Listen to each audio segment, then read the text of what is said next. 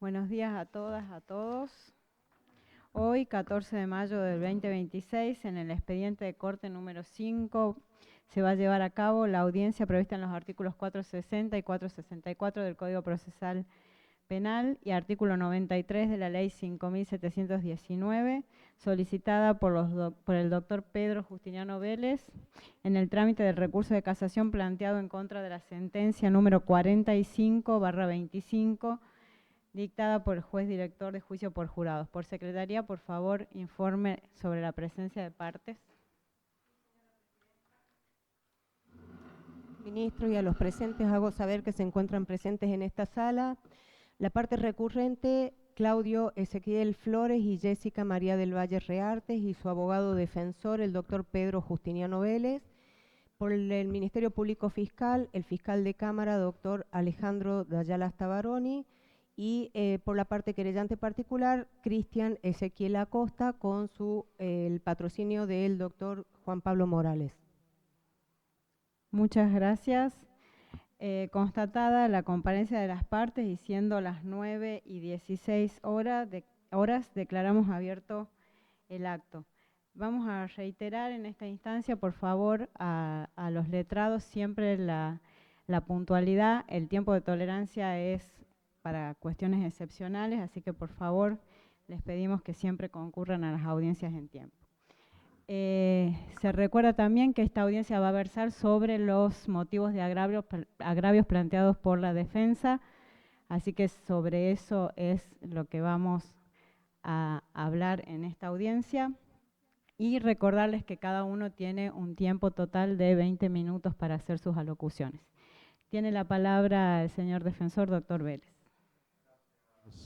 Su Excelencia, en primer lugar quiero pedir las disculpas del caso por mi demora. Ya como viejito que soy, me despierto a las 5 de la mañana y después me dormí sin querer. Hizo que me demorara para venir a la audiencia. Reitero la disculpa del caso, incluso a todas las partes. Sé que el doctor Morales tiene compromiso y bueno, voy a tratar de ser breve, porque creo que la exposición de motivos que traen a la presente causa a esta sala de esta excelentísima corte amerita la brevedad, porque se trata de un caso en cierta medida atípico, donde prácticamente todas las partes estuvimos de acuerdo en numerosas cuestiones de hecho. Prácticamente lo único que restaba dilucidar en el juicio por jurado que se hizo era una cuestión de la intención, la existencia o no de dolo homicida en el caso del ciudadano Flores, y realmente si hubo alguna contribución intencional, dolosa, por parte de la señora Reartes, de la esposa de Flores, al suceso puesto en debate. En tal sentido, lo que causa agravio a mi parte en uno de los primeros agravios es la cuestión atinente a que no se ha acreditado a lo largo del juicio por jurado y de cómo se desarrollaron los hechos y a la luz del plexo probatorio, en modo alguno la clara intención de matar que luce tanto en la teoría del caso de la Fiscalía como de la querella y en el primigenio decreto de determinación del hecho que se le endilgaba a mi cliente en este suceso. Mi cliente en su momento reconoció, y desde el primer momento que participó en el proceso, en lo que hace a una cuestión que considero que debe ser valorada en el segundo de los motivos de agravio, que es la violación de las reglas de los artículos 40 y 41 del Código Penal. Se conoció los acontecimientos, pero explicó claramente que nunca hubo de su parte la intención de causar la muerte de la víctima. En tal sentido, considero que la numerosa prueba que se produjo en el debate cobra relevancia manifiesta fundamentalmente las pruebas realizadas como la reconstrucción del hecho y la visualización de un video en el cual se ve cómo se ocasionan los primeros momentos del suceso, en los cuales mi cliente, y tal como lo explicara en su oportunidad de declarar, y que es corroborado por el testimonio del señor Contreras, había sido víctima de un robo, hecho que también está acreditado en el proceso en virtud de una denuncia realizada por su esposa, la señora Reartes, en una vivienda en construcción que con mucho esfuerzo y dada su carencia de recursos, habían comenzado a construir en la zona sur de la ciudad. Ahí, luego de haber sido víctimas de este robo, habían hecho las averiguaciones del caso, incluso participó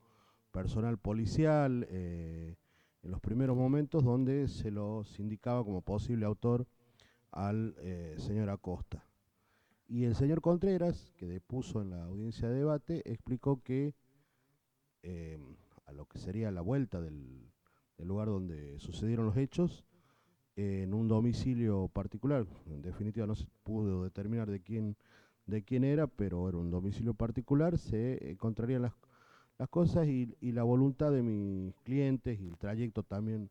habla de hacia dónde iban, era que su mujer fuera a ampliar la denuncia a fines de obtener la tutela judicial en cuanto a la medida de allanamiento y secuestro de los elementos sustraídos, por lo cual fueron a constatar, digamos, lo que es dirección y número de casa, que seguramente le iban a pedir en la unidad judicial. Cuando ahí, a la vuelta de donde estaban supuestamente escondidas las cosas por averiguaciones que había hecho el señor Contreras, se encuentran con el señor Acosta, y como digo, hay un video donde por lo menos se ve una parte de lo que acontece. Esto es que el señor Flores baja, desciende del rodado y se dirige hacia el interior de una obra en construcción, y se ve que saca el arma. Luego se hizo la reconstrucción del hecho, incluso no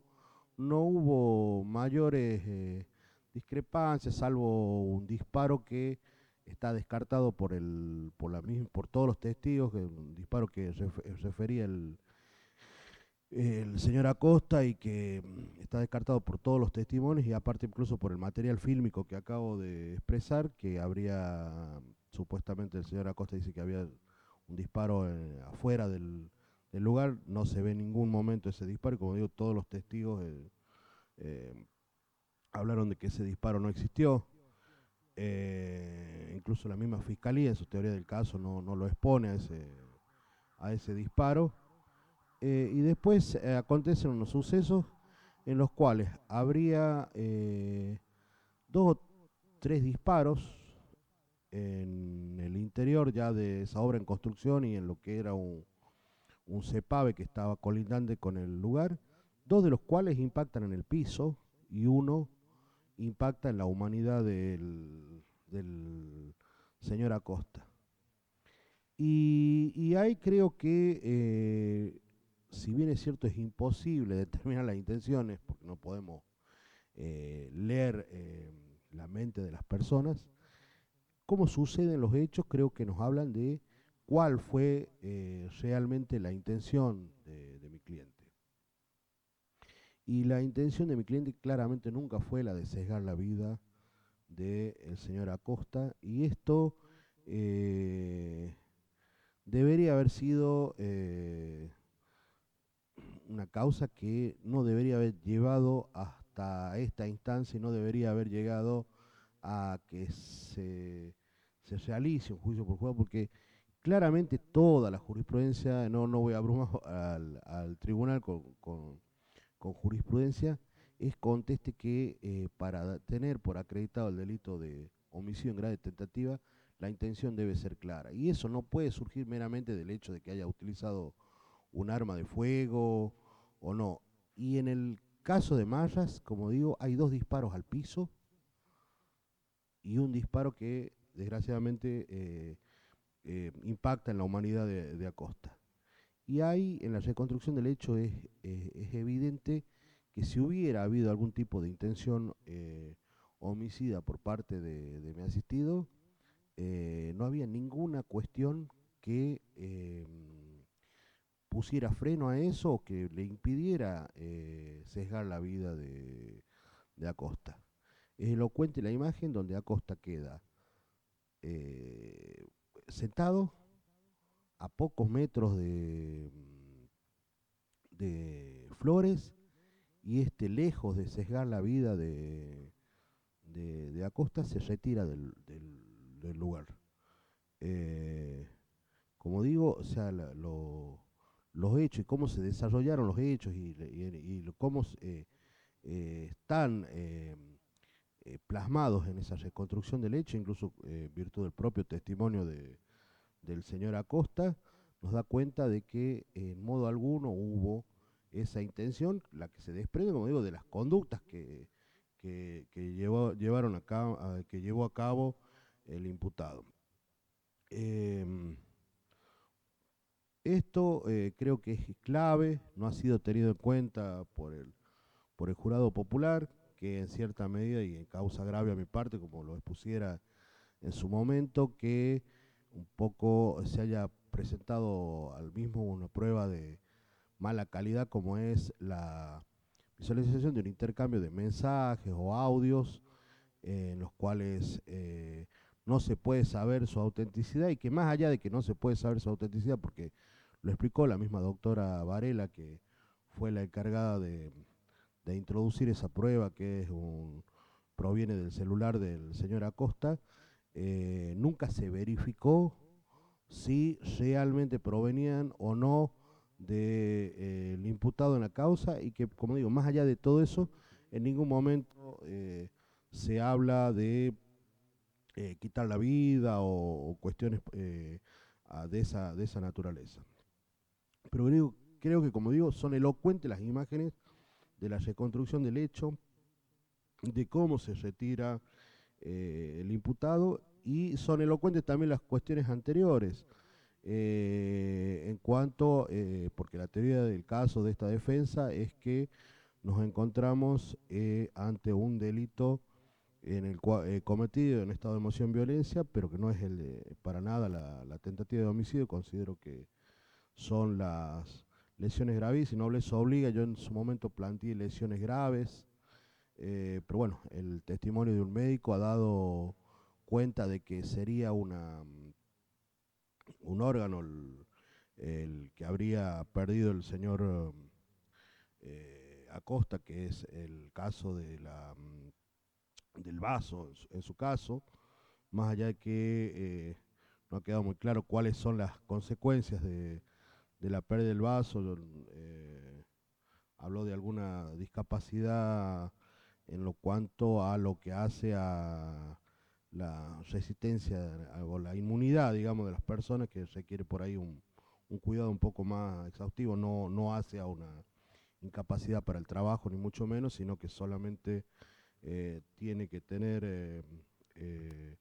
mayores precauciones que las que tiene el común de las personas para lo que son cuestiones inmunes. Pero bueno, creo que eso es fundamentalmente sobre lo que giró toda la causa durante todo el transcurso, tanto en la IPP y como en el juicio por jurado. No hay acreditado con el grado de certeza que se requiere la intención homicida, el dolo de homicidio, y no se ha tenido en cuenta también las circunstancias que están acreditadas por los testimonios de la señora Parra, del señor Rearte, del señor Contreras, de la misma licenciada que realizó el socioambiental sobre ambos imputados, donde hablan que son personas de escasos recursos, que el esfuerzo que le costó conseguir ese terreno con esa casa a medio construir, que ellos estaban realizando y tenían todos sus elementos, que incluso llevaban a que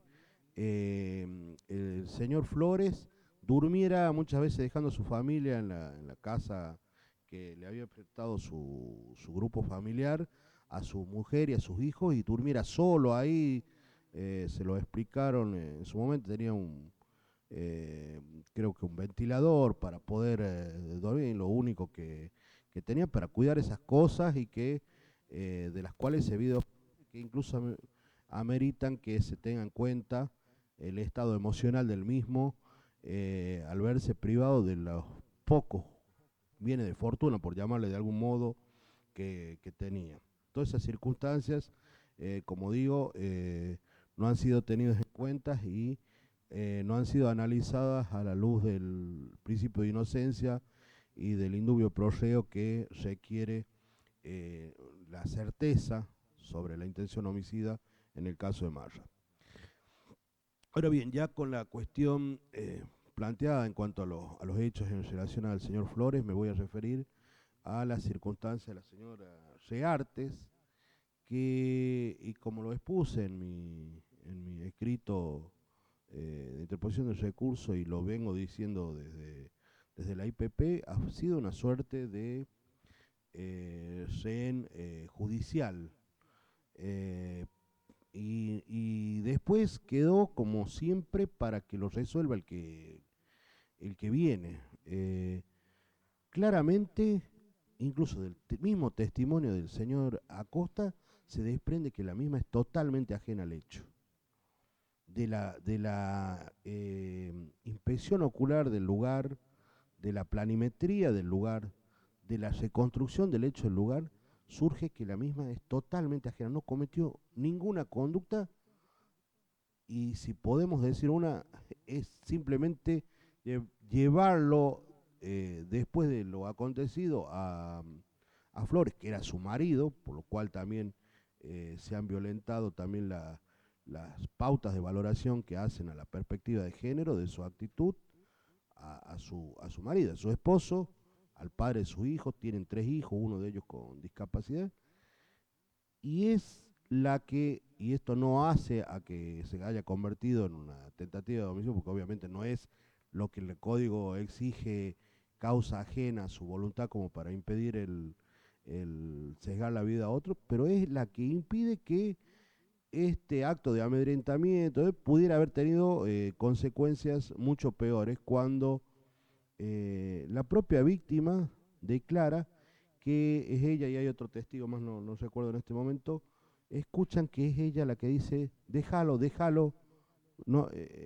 pese a que no veía, porque escuchó los disparos, se pudo apreciar que desde el lugar donde ella estaba no se veía nada de lo que ocurrió. Todos los acontecimientos violentos ocurrieron, creo que esto tampoco lo pueden controvertir las partes, detrás de distintas paredes, porque estábamos en una vivienda en construcción, pero que ya estaba con todo cerrado, perimetrado, y esto ocurrió en el fondo de la vivienda que estaba en construcción. No tenía ningún control ni dominio sobre el hecho, no tenía visual, lo único que escuchó fueron los disparos. Del video se desprende que ella recién ve que saca el arma su marido en momentos en que va cruzando la calle. Y esto no les obliga, el Ministerio Público Fiscal en el momento de su alocución final incluso quita la acusación en contra de mi asistida, entendiendo correctamente que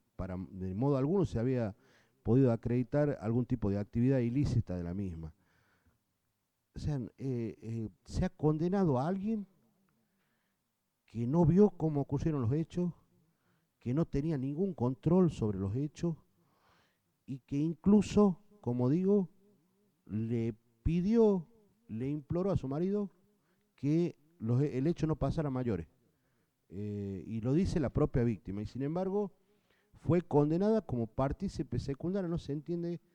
qué participación pueda haber entendido, de acuerdo a las pruebas que se obran en la causa, el jurado popular para llegar a arribar a ese veredicto condenatorio. Como digo, está acreditado plenamente que no tuvo visual, no tuvo dominio del hecho,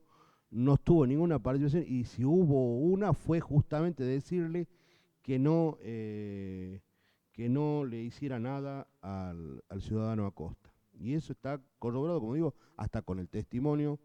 de Acosta. Obviamente no hay una responsabilidad objetiva y no hay una responsabilidad por el mero hecho de ser familiar. Y también, como digo, el hecho de que la misma lo haya llevado a, a Flores después, lo cual es una cuestión lógica, que lo haría cualquier persona con la persona que ama, no tiene ninguna trascendencia desde el punto de vista penal. Incluso sabemos que el encubrimiento está,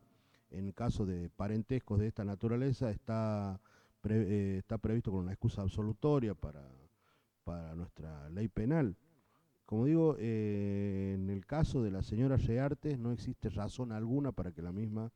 haya recibido un veredicto de culpabilidad en el suceso. Esto en cuanto a las causas, como digo, lo que propugna esta defensa es que en su momento se absuelva a mi asistida, la señora Rearte, y se modifique la calificación legal a la luz de toda la jurisprudencia prácticamente unánime a nivel nacional, incluso de esta misma provincia, al no haberse acreditado el dolo homicida en el caso del señor Flores, se subsuma su conducta en el de lesiones gravísimas en estado de emoción violenta. Doctor, se ha terminado su tiempo, por favor. Bueno, de lo demás ya estaba bien expuesto, creo, lo de lo que hace la pena. El restante agravio hace referencia a la individualización de la pena. Sí, está bien expuesto en el escrito, creo que es claro. Muchas gracias, doctor. Doctor Dayalasta, tiene la palabra.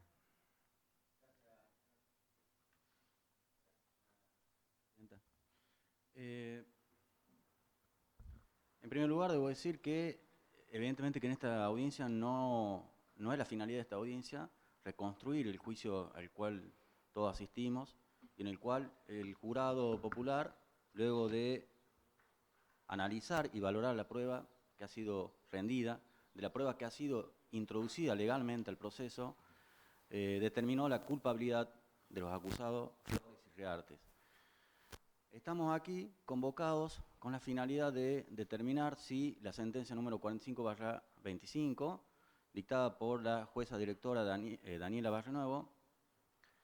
tiene solidez jurídica y es racional. Esa es la función de esta audiencia. En tal sentido, a los fines de colaborar con la tarea revisora de la Secretaría Penal de la Corte, voy a esgrimir algunos argumentos, rebatiendo los argumentos y las expresiones de agravios de la defensa, en forma sucinta. Es cierto que en esta oportunidad el defensor solamente se ha manifestado y ha expresado con relación a la falta de dolo homicida, el cual ha explicado,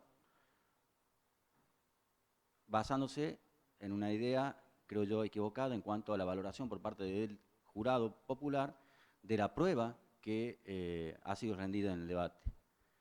En segunda instancia, también ha mencionado la condena inapropiada, según la defensa, de la coimputada Rearte en este hecho, pero voy a tratar de seguir el hilo de exposición que realizó en su momento por escrito el doctor Vélez, el cual es bastante extenso, pero como digo, voy a tratar de ser lo más sucinto posible. Primero, el primer agravio está relacionado con la arbitrariedad del veredicto del jurado, es decir, que sostiene que hay un apartamiento por parte del jurado de la prueba que fue analizada por el jurado popular. Y debo decir que la misma sentencia, 45/25, establece claramente que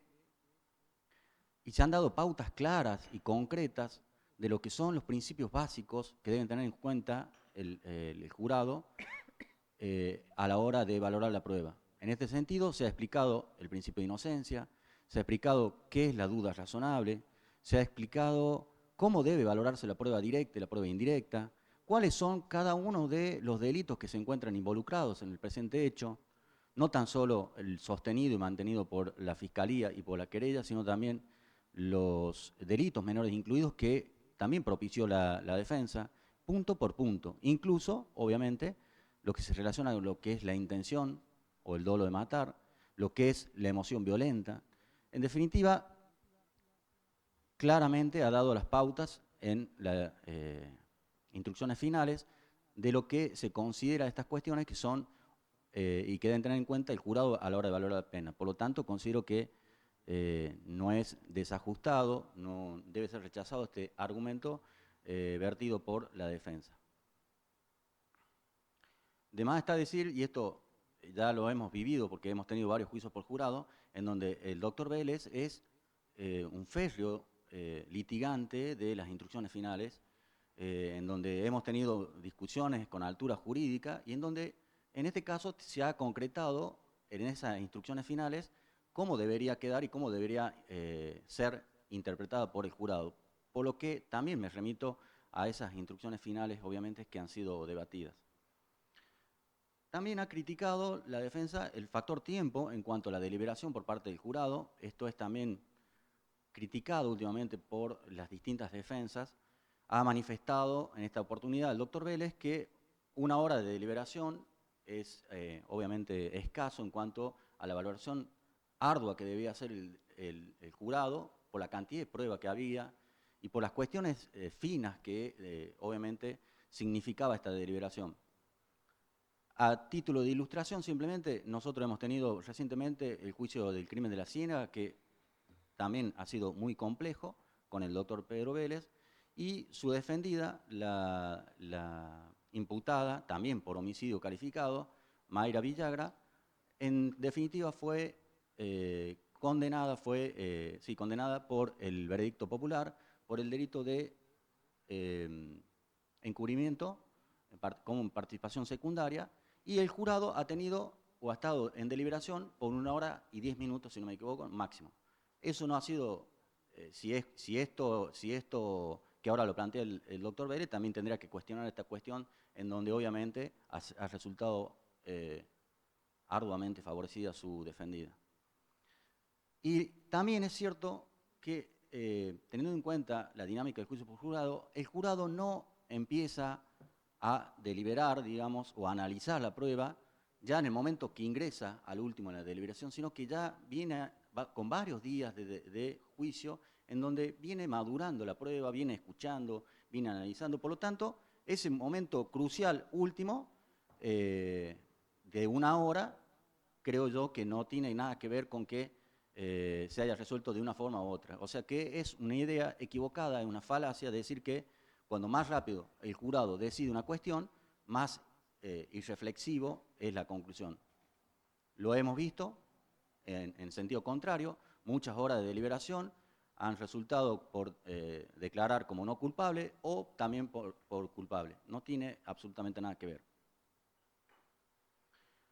También ha criticado que han sido arduas horas o jornadas, que incluso la última jornada fueron de más de 15 horas, y es cierto, estuvimos hasta las 11:30, si no me equivoco, de la noche, esperando el veredicto del jurado. Fue sumamente intenso, pero esto también es parte de la dinámica del juicio por jurado. Cuando se empieza un juicio por jurado, obviamente que son absolutamente intensas las horas que se viven, desde el minuto que comienza hasta que termina. Eso es mañana, tarde y noche. Criticar esto es criticar el sistema de juicio por jurado. Por lo tanto, también es una crítica al sistema y una disparidad, digamos, o una discordancia por parte de la defensa en cuanto al resultado del juicio y al sistema de juicio por jurado en este caso. Otro tema que lo acaba de mencionar es la falta de dolo, homicidio por parte de Rearte al momento de cometer el hecho, que no ha quedado debidamente acreditado. Me remito a lo que establece la sentencia, pero básicamente la sentencia, les comento, ha tenido en cuenta la circunstancia objetiva que han, obviamente, que se han acreditado en esta causa. En este sentido, el señor Flores se bajó de la motocicleta que era conducida por su mujer, la señora Reartes, y empezó a disparar contra la humanidad del señor Acosta, disparando varias veces. Uno de esos disparos le ocasionó un daño irreversible, entró por la espalda y salió por el tórax, ocasionándole que explote, ese es el término, estalle el vaso, por lo tanto tuvieron que sacarle el vaso, estalle el hígado y tenga un desgarro en el estómago, por lo que tuvo 17 días en coma el acusado, y los informes claramente que fueron surgiendo día a día hablaban de la situación en la que se encontraba Acosta, que era evidentemente un estado crítico con pronóstico reservado de muerte. No vi muchas veces ese diagnóstico de que un médico diga que era con diagnóstico de muerte y que era absolutamente reservado esta cuestión. Que diga claramente que podía morir a eso me refiero, que no lo vi antes. Estas circunstancias objetivas fueron tenidas en cuenta, obviamente, para determinar que, más el empleo de un arma de fuego, que todos sabemos que tiene sumamente ofensivo, un elemento sumamente ofensivo, no es otra cuestión, un arma blanca, no es un palo, es un arma que es apta para el disparo y que ocasionó el daño que antes les mencioné. Por lo tanto, sí quedó acreditado el dolo homicida, independientemente que tampoco entiendo mucho, y esto también lo vienen diciendo las defensas, que vienen como trastocando la teoría del caso, que vienen planteando ya desde la teoría desde la audiencia de admisión de evidencia, en los alegatos de apertura, en los alegatos de clausura y en esta audiencia de admisión, en estas audiencias de casación. Es contradictorio en el mismo escrito, a fojas 10-11, manifiesta expresamente que en realidad la intención, habla obviamente en otros párrafos que no tuvo intención de homicidio, pero dice que la intención que tuvo Flores fue de asustarlo, que nunca tuvo intención de matarlo. Y yo creo, ¿no?, que de la intención de asustarlo a una conmoción por un estado de emoción violenta hay un largo trecho. Por lo tanto, considero que es una teoría del caso que se va modificando y se va adaptando minuto a minuto de acuerdo a las circunstancias del proceso. Y esto no se ajusta a esto lo vamos a ver ya próximamente en distintos planteos que van a hacer la defensa, pero esto no se ajusta a las reglas de ética que deben seguir la dinámica del juicio por jurado y a las cuestiones de buena fe procesal, porque obviamente que la defensa, al cambiar la teoría del caso, pone en una situación de sorpresa a la Fiscalía y no puede, obviamente, articular una defensa seria a sus intereses, a los derechos que representa. Esto no lo digo yo, lo dijo recientemente en la capacitación que es abierta para todo el que quiera hacerlo, que lo está haciendo la Escuela de Capacitación Judicial, y las mismas defensoras oficiales que vinieron en la última clase mencionaron esta cuestión de la coherencia en la teoría del caso de las partes, incluso de la defensa.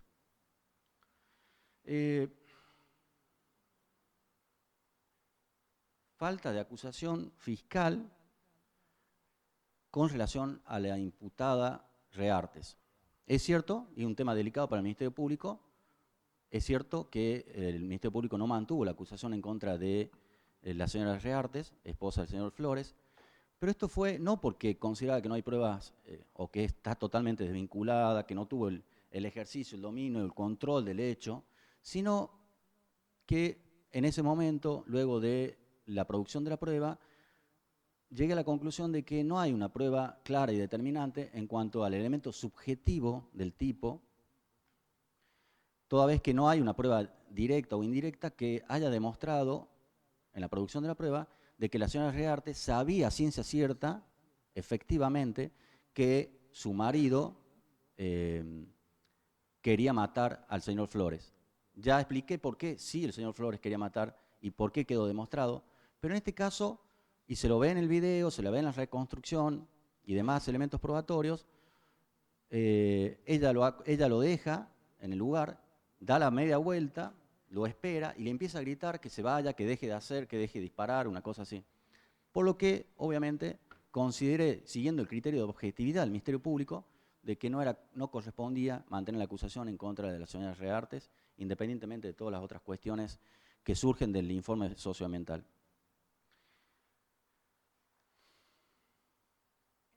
También cuestionó la defensa el origen de los audios, lo acaba de mencionar, de dudosa legitimidad.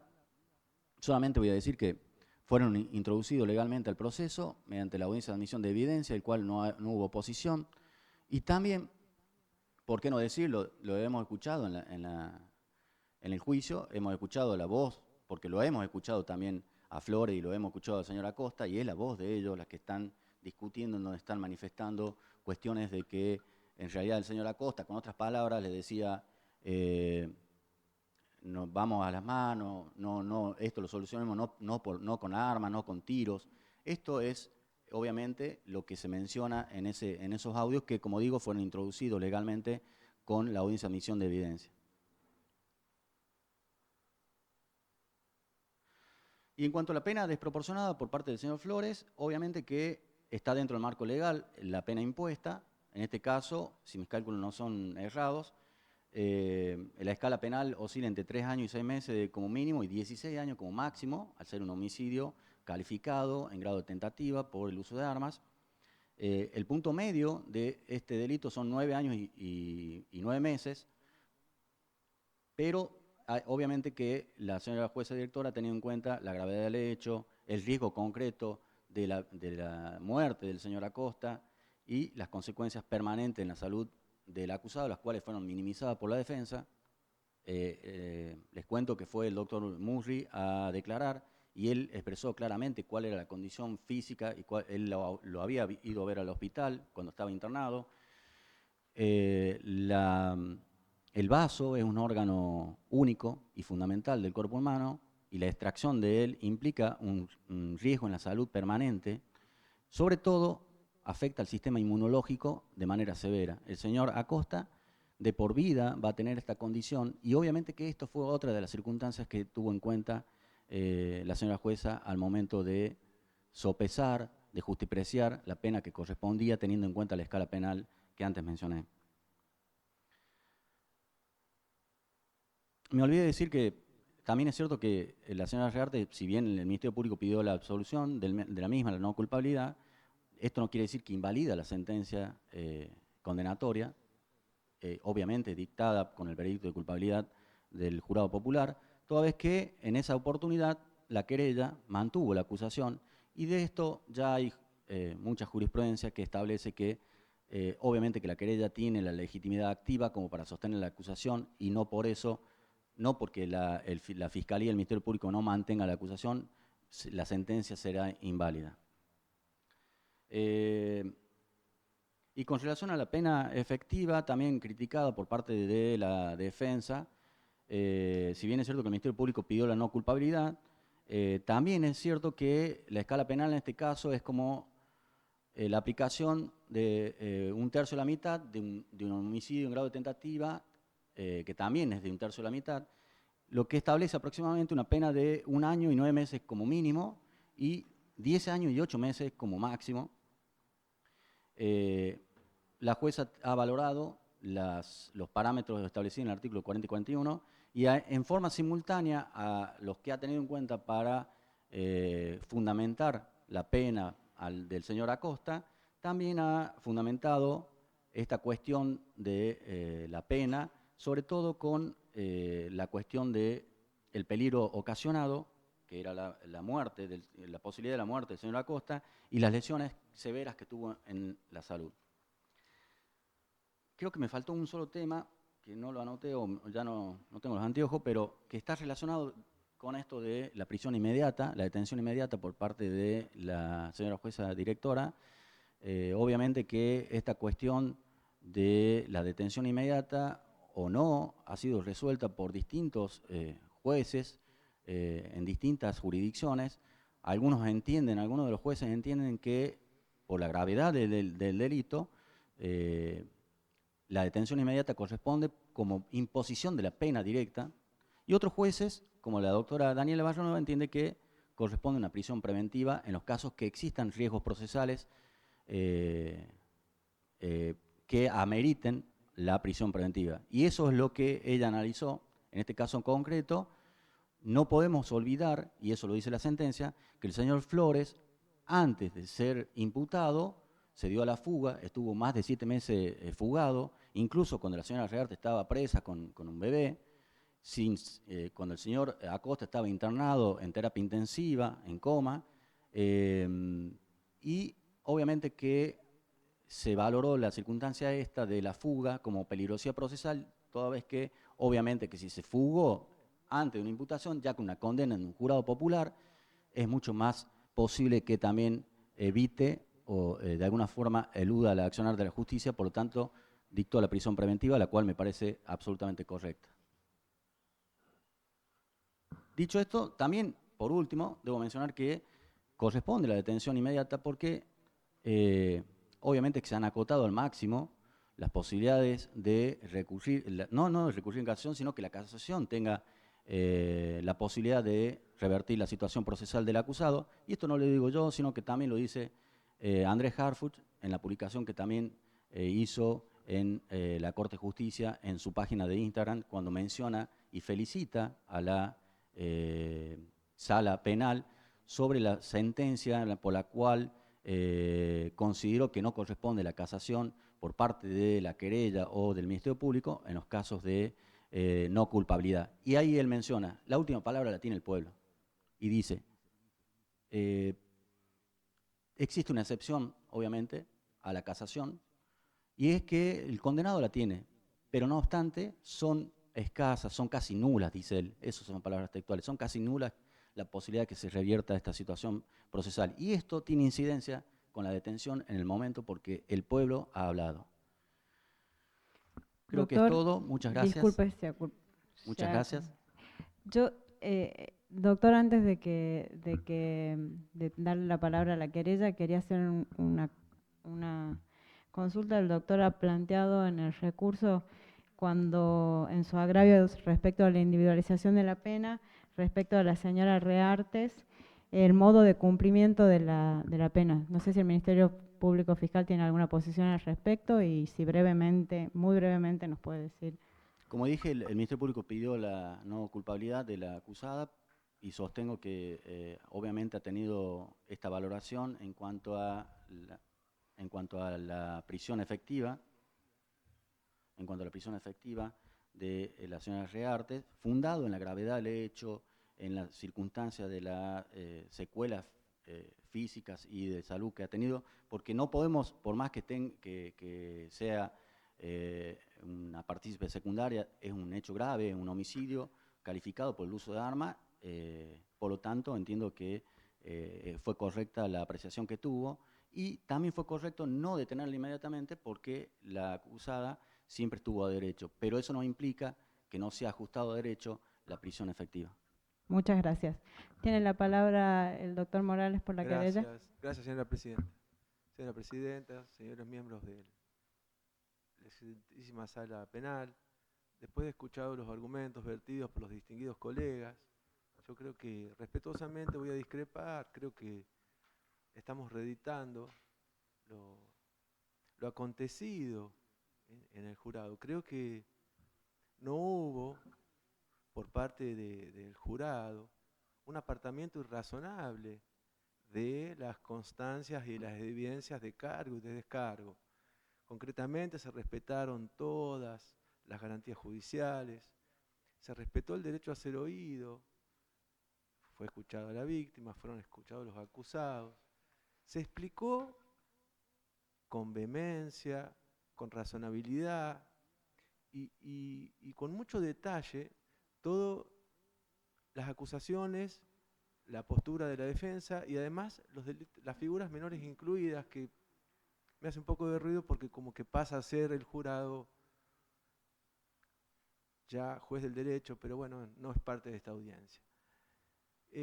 No hubo un apartamiento razonable, entiendo que no hubo arbitrariedad en absoluto, es más, esta querella siempre cuando interpone recurso de casación habla de la arbitrariedad y creo que no hubo por parte de la defensa en este caso en particular una explicación detallada de cuáles fueron las garantías judiciales vulneradas con respecto a la valoración de la prueba. Simplemente creo que es una reedición y es una disconformidad con lo arribado por el jurado. En cuanto al tiempo, yo ahí voy a disentir muy respetuosamente con el distinguido colega del Ministerio Público. Creo que el jurado, cuando pasa a deliberar, concluye. Porque tengo muchos juicios por jurado, el doctor Vélez también, el doctor Ayalasta también. Y muchas veces, cuando escuchan al acusado, ha pasado que se inclinan por la no culpabilidad y nosotros, cuando ejercemos el Ministerio de la Defensa, los hacemos declarar a lo último, toda vez que no podemos hacerlo declarar defensa, primero por una cuestión de estrategia, a los fines de que conozca toda la prueba de cargo que tenga. En eso voy a disentir, pero muy respetuosamente. Creo que no hay un apartamiento irrazonable, ya esta sala lo ha dicho en numerosos precedentes, por eso creo que debe ser ratificada en todas sus partes la sentencia puesta en crisis. En cuanto a la pena de ambos justiciables, creo que la jueza directora ha efectuado una mensuración correcta conforme a los artículos 40 y 41 del Código Penal. No hubo un apartamiento irrazonable dentro de los parámetros establecidos por la ley. No hubo una pena cruel conforme al artículo 5 de la Convención Americana de los Derechos Humanos. Y no les obliga, esta parte, cuando solicitó la pena de la imputada Reartes, no pidió la detención inmediata porque como defensor no lo pido, entonces no quiero ir en contra de mis pretensiones cuando estoy del otro lado. Por eso voy a solicitar que se confirme en todas sus partes la sentencia recaída. Muchas gracias por haberme escuchado. Muchas gracias, doctor. Bueno, habiendo escuchado a las partes y habiendo